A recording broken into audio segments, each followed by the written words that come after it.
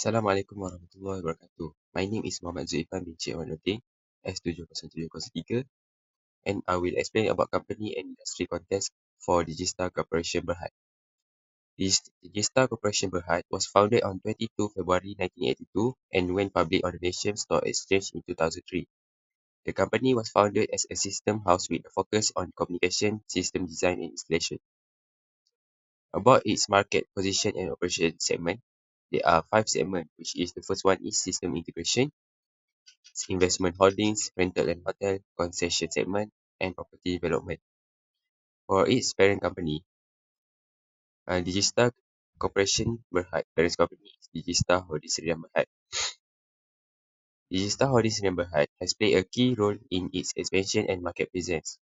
Digistar Holdings Sdn Berhad was a principal holding company that overseen the investment and strategic planning of Digistar Corporation Berhad.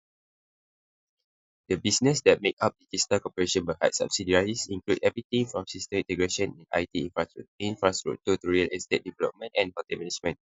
Being the parent company, Digistar Holdings Berhad is able to supervise and assist these diverse business divisions, guaranteeing an unified approach and effective distribution of resources through the organization.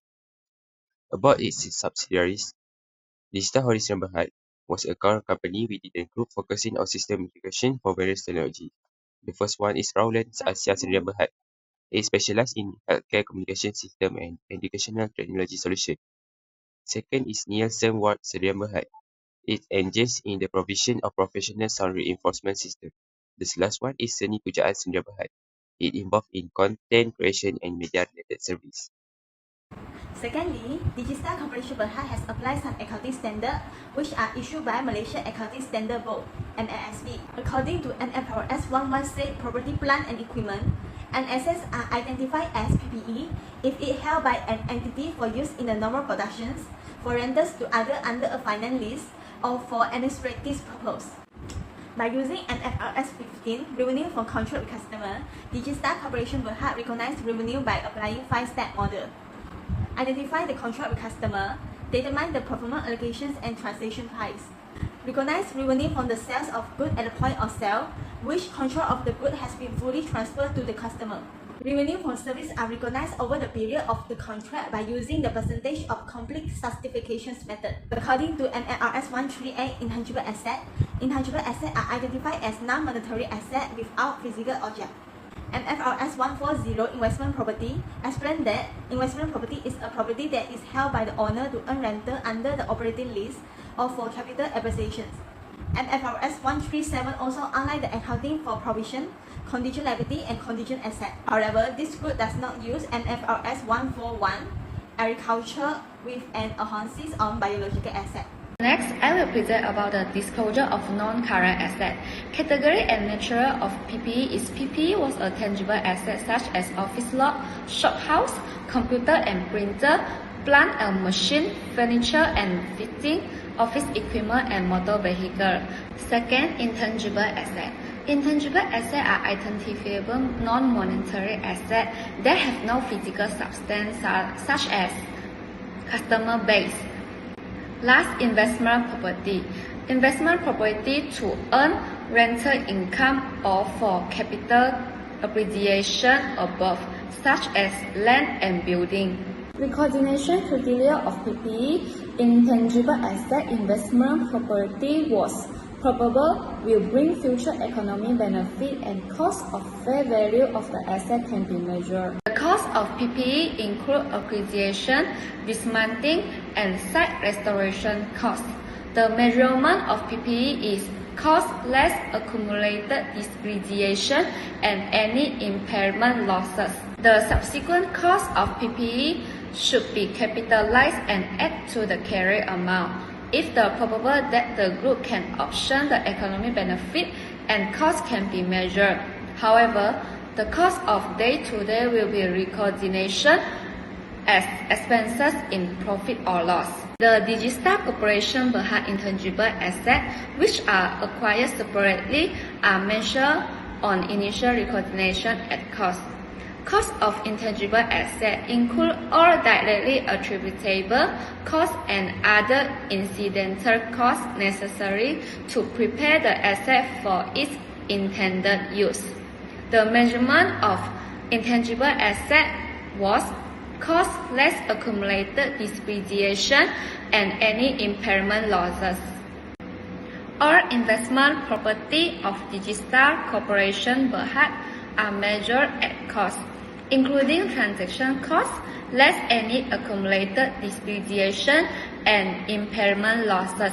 The carried amount includes the cost of replacing part of an existing investment property at the time that cost is included if the recognition criteria are met. We have depreciation for property, plant and equipment and investment property. Secondly, amortization for intangible assets. PPE are allocated systematically over their different useful life, and the depreciations are charged directly to the net profit or loss on a straight line basis. Secondly, impairment of investment property is a measure by comparing its carrying amount with its recoverable value. Other investment property are depreciated on a straight line basis. The intangible asset of the Digistar Corporation Berhad with limited life are amortized on a straight line basis. The straight line basis is the cost of the asset minus its residual value over its useful life. And the residual value, useful life, and the depreciations or amortizations method are reviewed at each reporting date. The last part of measuring method is the recognitions. The non-current asset of Digistar Corporation Berhad, whether property, plant and equipment, intangible asset or investment property, will be recognized when no future economic benefits are expected from their use. They will remove from statement of financial positions. Next, proceeds received minus the current carrying amount of the asset will get the gain or loss on deposits. This amount will be recognized directly in the income statement. Hi doctor, my name is Samray Heng. My number entry is X6X924. Now I will present my part. So my first part is the economic environment and the asset valuation for the digital corporations Berhad. So for the first one is the economic environment. In the fiscal year ending 2023, the economic environment for the digital corporations Berhad was influenced by the several key factors. The mentioned economy projected to grow between 4 and 5 in the 2024 and has shown the realized the deposits global economy uncertainty. This ocean's outbreak is the process by the post-pandemic leverage, increased domestic demands and the various governments in tentative amends and the stimulating economic growth. So for the second one is a key non-current assets owned by the digital corporations Berhad. So we are the three. The first one is a property, plant and the equipment. And the short form is a PPE. So the second one is a investments property. The short form is the IP. So and the last one is the intangible asset.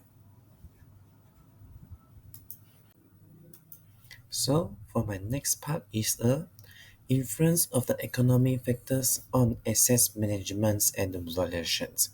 So the first one is inflation. Inflation directly the impacts of cost of the material and the service. For the Digistar, the particulars in the constructions and the property development segment, increased price for the constructions material and the labor can affect the project cost. This is necessary regardless the revaluations of the PPE to ensure that their book value reflects the current market the conditions. So the second one is the interest rate changes. Changes in the interest rates affects borrowing costs and the overall capital expenditure. So the lower interest rates can reduce the cost of the borrowing and improve the cash flow and enhance more the investment in the assets acquisitions and the development. So the third is a market volatility. So market volatility influence the variations of the investment property and the intangible assets. And the last one is a strategic adjustment and the liberations. Register has made the strategic adjustment in the response to economic conditions, such as the liberations the property and invested in new technology for its security divisions. This action reflects the company's protective approach to maintain assets value and achieve the operations effectively. For the instance, The expenditure of the security divisions with the new technology investment is a strategy response to the market demand and the growth opportunity. So in my summary, the digital commerce has assess the management and the variation strategy are significant influenced by the broader economic environment. Thank you. Now I will continue the presentations with analytical and engaging presentations. Analytical reports and presentations are essentials for communicating data insights, recommendations, and solutions to various audiences. These are the total non-current assets of the company Digistar Corporation Berhad. The company has property, plant and equipment, investment properties, right of use assets, intangible assets, other investment, trade receivables. The statement includes the year of 2022 and 2023.